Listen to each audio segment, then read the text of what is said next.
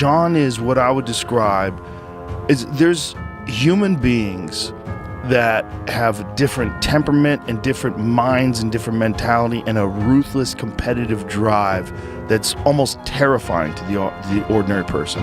That's Jon Jones. Jon Jones is a bad guy who's trying to be a good guy.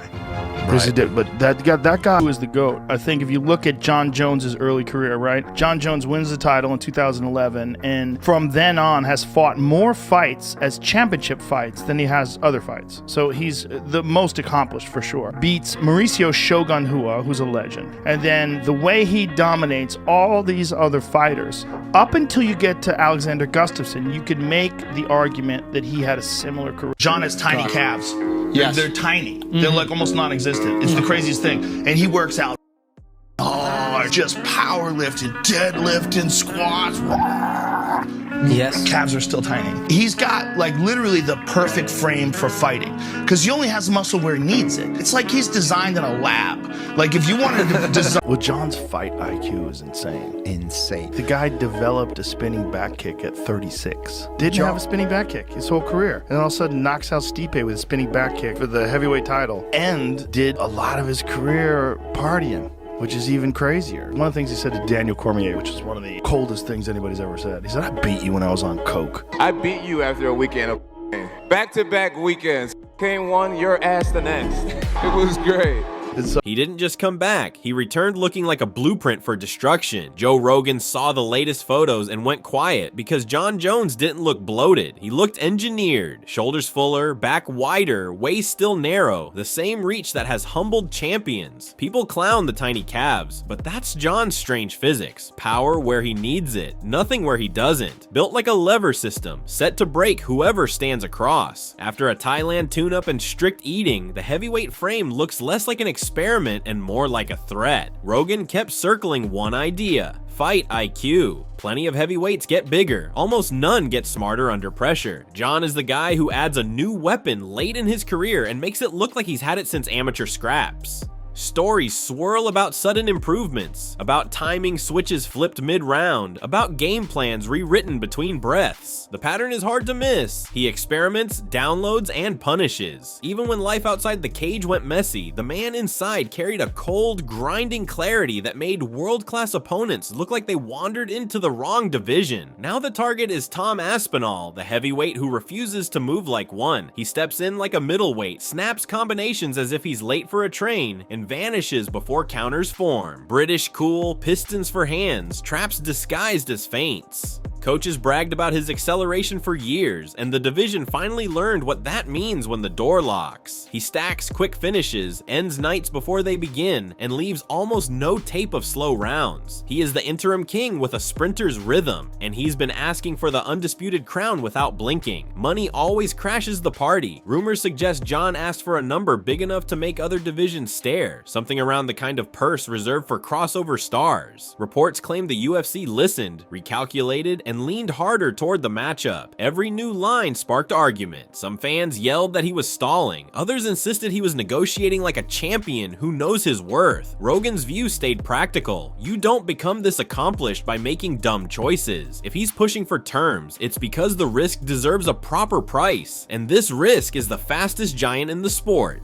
Training updates read like postcards from a bunker, long strength blocks, savage drilling, marathon film sessions, and a nutrition plan tuned to the ounce. The before and after shots say plenty, not just bigger, but rearranged. Back, hips, and glutes, the engine room for wrestling and clinch control. Everyone remembers footage of Jon tossing elite wrestlers like luggage, landing elbows from angles the human arm supposedly doesn't have. Now imagine those same tools powered by a denser engine and a calmer mind. That's what had Rogan shaking his head. The transformation isn't cosmetic. It looks operational. Speed is the whisper that won't shut up. Aspinall moves like a rumor. You hear it and it's already gone. Jon has solved fast men before. Makita's lightning, Gustafsson's footwork, Reyes's burst, and he figured each one out when it mattered. Still, Tom's pace at heavyweight is another frequency entirely, and nobody knows how he looks when the clock hits the deep rounds. That unknown is the hook. If Jon slows him with the jab and the oblique kick, the tide turns. happens. If Tom splits the guard early and forces panic grappling, momentum flips. But that isn't the whole story, and both men know it. History doesn't make the choice easier. Jon's resume is a museum of broken reigns. Shogun, Rampage, Rashad, Glover, Cormier. He took the belt, kept it, reclaimed it, and reinvented himself more times than critics can count. People still talk about the night he put Cormier on the floor, because that wasn't supposed to be possible. They talk about rematches where he walks in colder and meaner and turns a previous war into a one-sided lecture. That's the nightmare for any rising force. You can win early moments against Jon Jones and still fall into his adjustments like a trap hidden under the canvas. Outside the cage, the noise never stops. Timelines rage about delays. A petition to strip the title gathers steam. Analysts fire off takes about belts, schedules, and whether an interim strap should force unification like a court order. Through it all, Jon posts in riddles, sometimes playful, sometimes prickly, reminding everyone he doesn't move on anyone's clock but his own. Promoters say the fight's offered and accepted. Commentators warn the division freezes if it drags much longer. Somewhere between statements and silence sits the simple truth. You can't make anyone fight, you can only make the fight worth it. Here's where the story tightens. Beneath the gossip, the matchup is pure sense. Stylistically, it's a puzzle both men crave. Jon loves long opponents he can hand fight and outthink. Tom loves targets who believe they can time him. Jon's elbows up close are terrible secrets. Tom's straight shots down the pipe arrive like text messages. Instant, ruthless, hard to intercept. The first clinch will say plenty. If Jon can walk him to the fence and make him feel the new mass, we're in for a long, mean grind. If Tom pummels free, wheels out, and resets, expect flashing entries and frantic reads. Then there's the mind game. Rogan calls it a ruthless competitive drive that looks almost scary to people outside the sport. And that's the real superpower. Jon finds motivation where other men find excuses. Give him an insult, a rumor, a line from a podcast, and he turns it into homework. People clown his calves. He turns it into a meme, and then into a poster with his hand raised again. People say he's past it. He adds muscle and posts drill clips with iron balance and head position. Welded into the clinch, the petty becomes fuel, and the fuel becomes strategy. If you're chasing legacy, this is the one. Beating an all-time great after a layoff is impressive. Beating the fastest heavyweight alive while he's wearing an interim crown and begging for the undisputed strap settles dinner table arguments for years. For Tom, it's the key to a kingdom. Topple the legend and you don't just unify belts, you inherit history. For Jon, it's the stamp that ends the debate. The greatest light heavyweight ever bulks up, retools, and solves the quickest big man of the era. That's the headline that silences the never fought him crowd in one night. And still, reality check, nothing matters until they walk. Reports claim paperwork is close. Other whispers say Jon could pivot. Some accuse, others defend, and the truth sits between contracts and pride. The oldest rule still applies. Fights happen when both men decide the risk is worth the reward. If money is the language that makes the risk logical, pay the translators and let them talk. The rest of us can argue later, because when that cage finally closes, every tweet dissolves into footwork, breath, and consequences. That's where questions meet gravity, and gravity never negotiates. Imagine the opening minute. Tom's on his toes, light as gossip, testing the lead hand. Jon shows the long guard like a warning sign, flicks the calf in name only kick at the knee, and watches the reaction. The crowd leans in because every twitch means something. A clinch against the fence, and we learn whether Tom's hips can handle heavyweight leverage. A clean right hand down the center, and we learn whether Jon's new frame can swallow a freight train shot without blinking. You can hear Rogan in your head, riding the tempo, listening for the first crack in either man's plan. However it ends, the conversation will be ruthless. If Jon mauls, timelines will flood with told you so's. If Tom melts him, a new era arrives in one rush of noise. The reason this matchup owns everyone's mind is simpler than the debates. It's the image of a master problem solver putting on new armor for one last riddle, and a rising force sprinting toward the biggest door of his life, refusing to slow. Body changes headline the moment, but the heart of the story is hunger versus speed. Champion's craft against challenger's urgency. That is why the hype keeps surviving the calendar. So yes, Joe sounded shocked. Not because he's easily impressed, but because he knows what it means when a legend shows up heavier, sharper, and oddly serene. It means we're close. It means calculators back on tables, diet scales clicking, bags legs thudding, long nights aiming at one violent sunrise. If the contracts crystallize and the noise settles long enough to hear that walkout music, Heavyweight will finally get the answer it deserves. Until then, remember the simplest truth Rogan keeps repeating: styles make fights, and